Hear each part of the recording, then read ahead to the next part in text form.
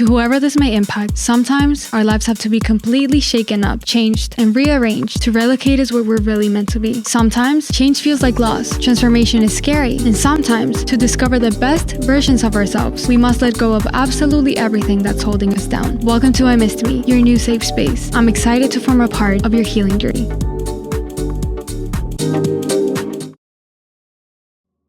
When we hear about the word dating, we think about another person.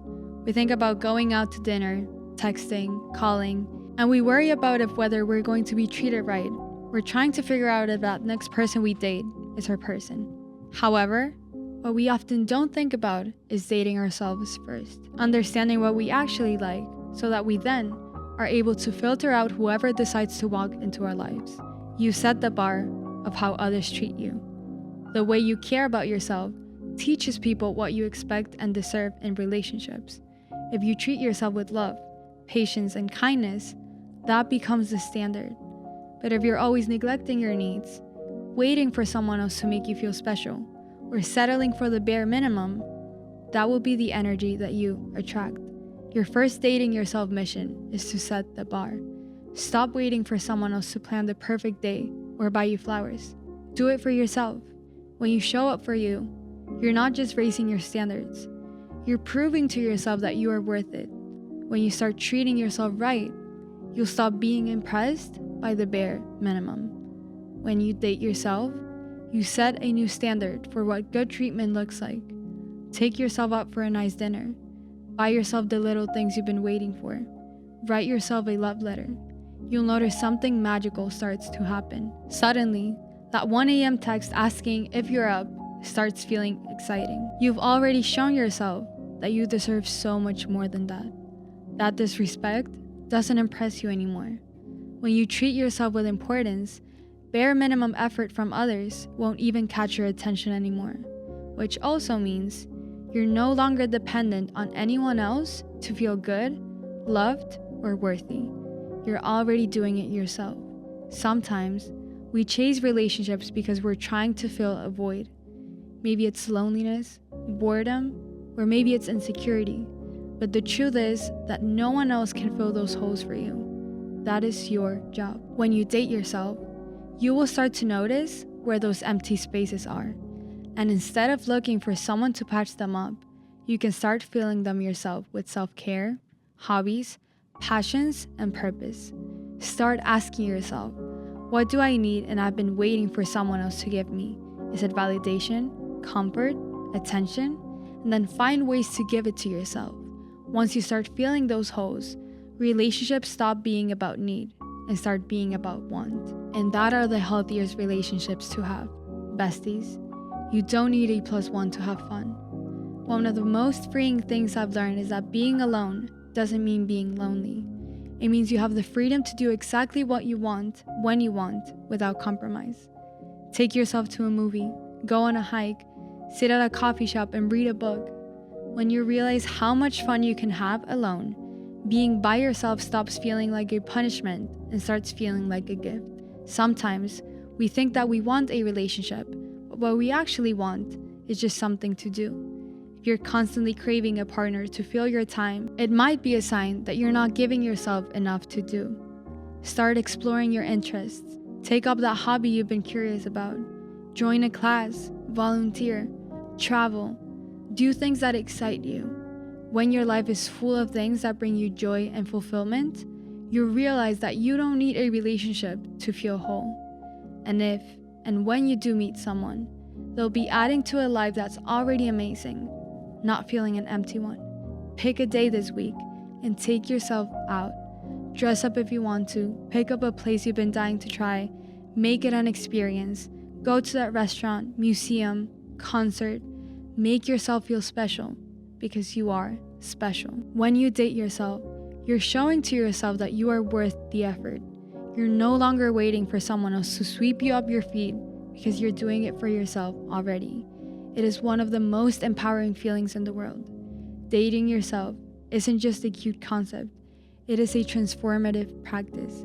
And it is about learning to enjoy your own company, taking care of your needs, and show to yourself the love you've been waiting for. You are the love of your life. Treat yourself that way.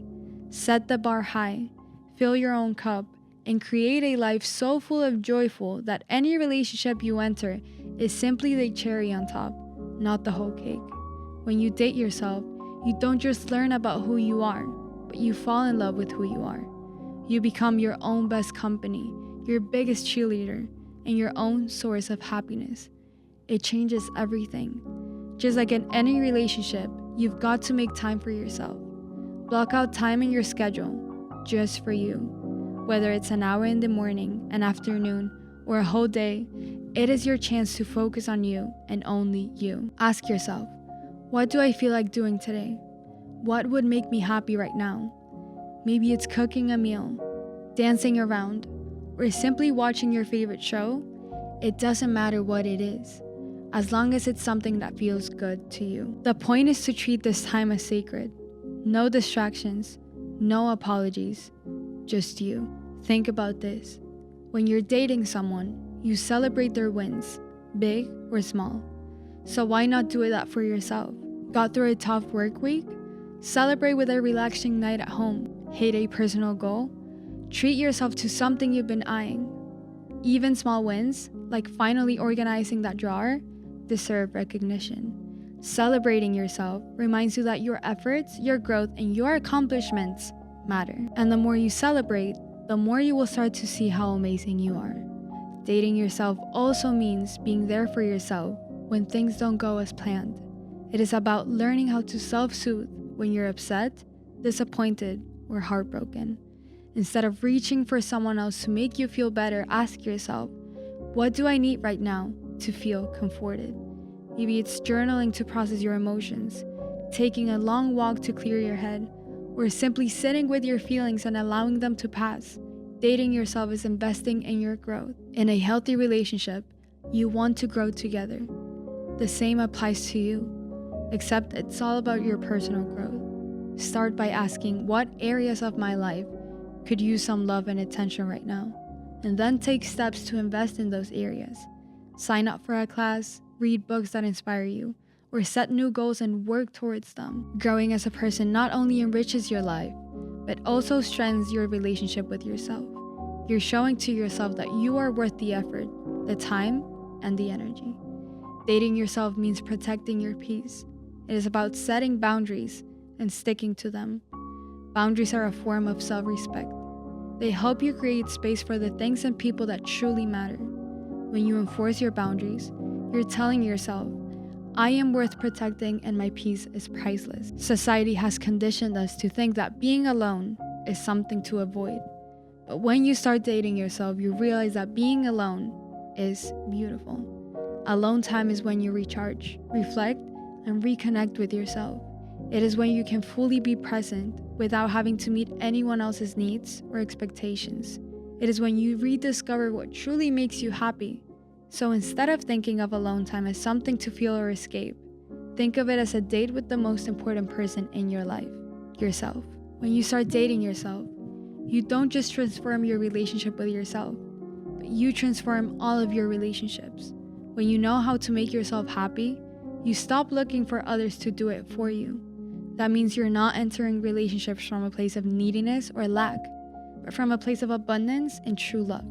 You set higher standards, communicate your needs clearly, and attract people who respect and value you because you respect and value yourself.